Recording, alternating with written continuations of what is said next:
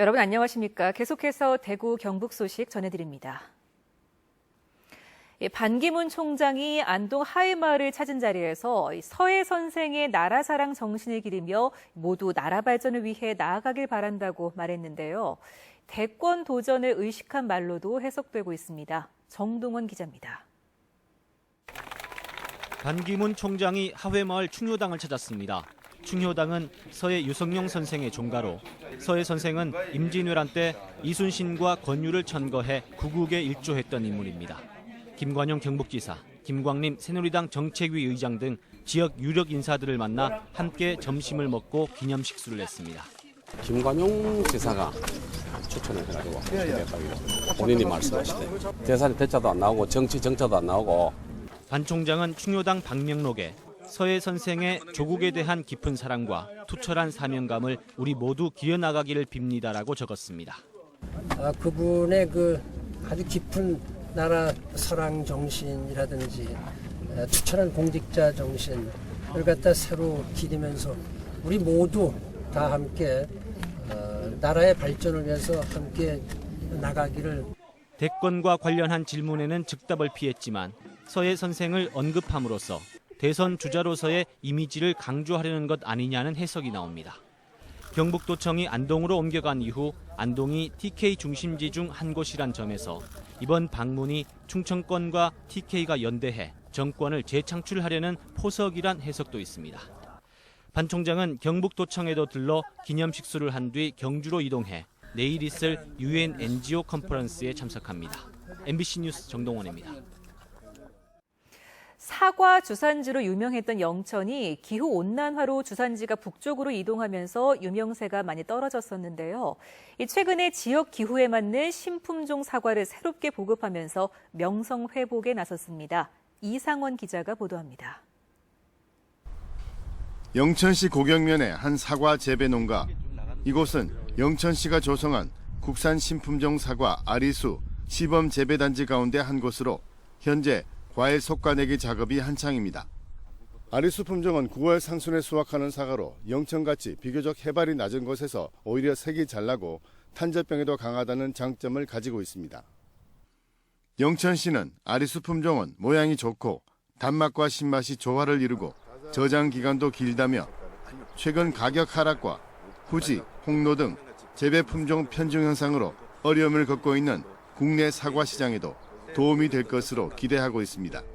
가격이 자꾸 떨어지고 있는데 그런 대처품으로 이렇게 홍로와 이렇게 같이 나갈 수 있게 이 품종은 아리수 품종이 그렇기 때문에 이렇게 가격 저하를 막을 수 있고 소비자를 또 선택의 폭이 좀 더 넓어질 수 있기 때문에.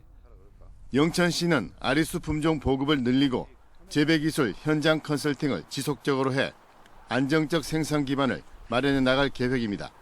향후 한 5년까지 지금 10여 헥타에서 50헥타 이상으로 면적을 확대를 해서 저희 지역 특화 품종으로 육성하고자 합니다. 아리수 사과를 필두로 앞으로 국내 사과 시장도 품종 다양화와 품질 고급화를 통한 경쟁이 불가피할 것으로 보입니다. MBC 뉴스 이상원입니다. 한국은행 대구 경북본부에 따르면 지난 2달 동안 대구 경북 지역의 생산은 올해 1, 4분기와 비슷했는데 철강과 자동차 부품은 생산이 늘었지만 휴대폰과 기계 장비 생산이 줄었습니다. 자동차 부품은 이 신차 출시 영향으로 늘었고 휴대폰은 신제품 출시 효과가 약화돼 생산이 줄었습니다. 한편 지역 제조업체들은 내실 경영을 위해 인건비를 줄이는 등 경비 절감 노력을 계속하고 있는 것으로 조사됐습니다.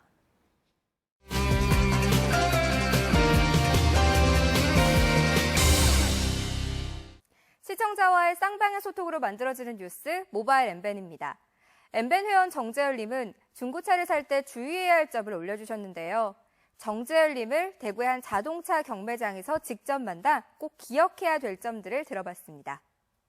주변의 얘기를 듣는 게 아니라 내 형편에 맞는 차량. 그러니까 내가 식구가 많으면 차종이 7인승, 9인승 이렇게 타시는 게 낫고 이제 혼자 타고 다니실 것 같으면 간단하게 어떤 차종을 결정하시고 차종을 선택하셨으면 그 다음에 이제 금액을 자기가 쓸 수 있는 금액을 결정하셔야 돼요. 그러니까 기본적인 차량 금액과 있지만은 그 부대 비용이 이제 보험료라든지 등록 비용이라든지 안 그러면 이제 상사 딜러 수수료라든지 이런 부분이 분명히 추가가 되기 때문에 그런 부분을 충분히 사전에 알아보고 그 차에 대한 정비 이력을 확인해 보시는 게 유리해요. 정비 이력이란 게 단순하게 사고 유무에 대해서도 분명히 확인을 하셔야 되지만은 이 차가 엔진 오일이나 오일류 이외에 다른 부분, 뭐 타이어 아니면 뭐 제네레이터라든지 하여튼 그런 기타 소모품에 대한 부분도 점검을 해보시는 게 차량 등록증과 그다음에 차량 성능 기록부 그리고 이제 보험 이력을 꼭 같이 비교를 해가지고 검토를 해보시는 게 제일 유리합니다. 혹시 올여름 마음에 두고 있는 차가 있으시다면 성급하게 구입하는 것보다 시간을 두고 지켜보면 조금 더 저렴하게 구입할 수 있다고 하니 참고하시면 좋겠네요. 1,300만 경상도민의 식수안전을 위협하고 있는 낙동강의 녹조가 심각합니다. 녹조띠의 모양과 색깔이 닮아 언제부턴가 녹조라떼라고 불리고 있는데요. 5년 연속 나타나고 있습니다. 지난해 12월에는 첫 녹조경보가 발령돼 계절을 가리지 않고 나타나더니 올해는 지난해보다 20일가량 빨리 나타나기 시작했습니다. 녹조가 자주 나타나는 건 그만큼 낙동강 수질이 나빠지고 있다는 걸 텐데요. 가장 우려스러운 건 녹조에서 인체에 치명적인 독성 물질이 많이 발견되고 있고 200도 이상 끓여도 잘 없어지지 않아 소량의 섭취는 물론 인체 접촉도 위험하다는 겁니다. 하지만 정부는 녹초를 고온 현상 탓으로 돌리고 독성 물질은 고도 정수 처리 시설에서 거를 수 있어 문제가 없다는 입장인데요. 환경단체는 독성 물질 정수를 위해 엄청난 화학 물질을 써야 하는 것 자체가 국민의 건강을 위협하는 것이라며 강하게 반발하고 있습니다. 시민들은 올여름 녹조 라떼 대신 한여름 더위를 식혀줄 진짜 녹차 라떼만 먹고 싶을 텐데요. 정부의 보다 적극적인 해결책 마련을 촉구해 봅니다. 독도 사랑을 실천하는 플래시몹 동영상이 MBN에 올라왔습니다. 대구 경암중학교 학생들이 지난 금요일 교내 체육대회를 맞아 독도를 자기네 땅이라고 주장하는 일본의 억지 주장에 맞서 독도는 우리 땅이라는 것을 보여주기 위해 전교생이 함께 참여한 행사인데요. 이번 플래시몹 행사를 계기로 전국에 있는 학교 체육대회에서도 독도가 우리 땅이라는 플래시몹 행사가 열리길 바란다는 글도 함께 올려주셨습니다. 여러분은 대구에서 열린 축제들 중 어떤 축제가 가장 재밌었나요? MBN의 설문조사 결과 한여름 뜨거운 열기를 식혀주던 대구 치맥 페스티벌이 가장 재밌었다고 답변해 주셨고요.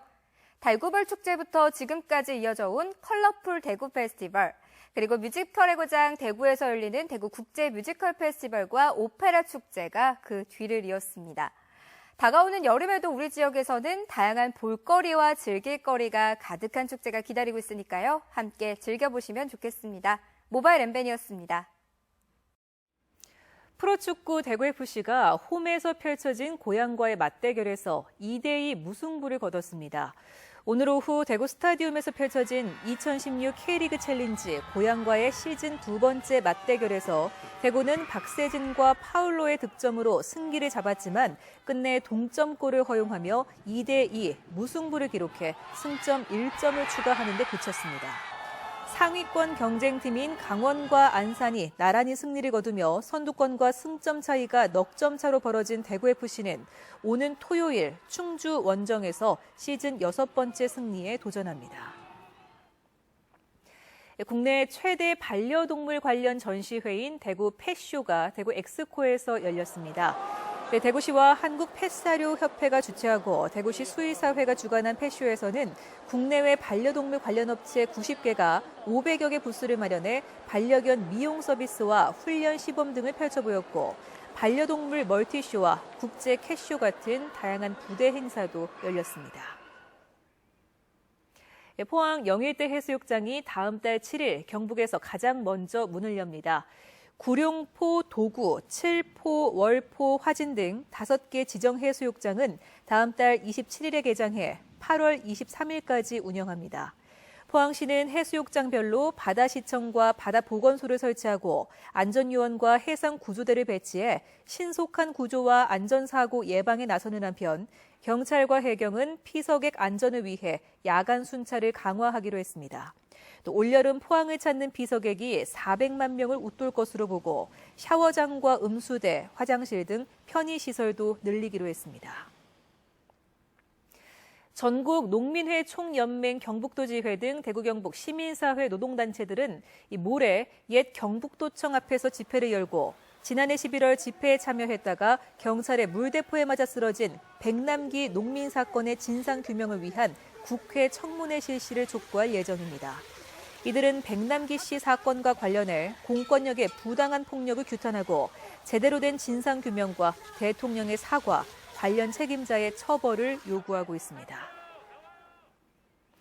대구 중구청이 서문 교동 야시장과 축제 활성화를 위해서 5개 음식점 영업을 제한적으로 허용한다고 밝혔습니다. 영업 신고 대상은 국가 공모 사업에 선정돼 전통시장에서 식품을 판매하거나 시장 또는 구청장이 주관 후원하는 지역 행사장에서 14일 이내로 영업하려는 식품 판매업자에 한합니다. 경상북도는 중소기업의 연구개발 역량을 높이고 품질 혁신과 생산성 향상을 위해 중소기업 기술 지원 사업을 추진합니다. 올해 9억 9천만 원의 사업비를 투입해 연구개발과 디자인, 생산성, 경영 컨설팅 등 각 분야별로 전문기관들이 참여해 기술개발 지원과 정부 기술개발 사업 선정 지원, 신기술 상용화 지원 등 기업별 여건과 특성에 맞는 맞춤형 지원을 제공할 예정입니다. 고령군은 오늘 대가야읍 산림녹화 기념숲에서 지역민 400여 명이 참가한 가운데 7쌍의 다문화 가족 합동 결혼식과 어울림 한마당 행사를 열었습니다.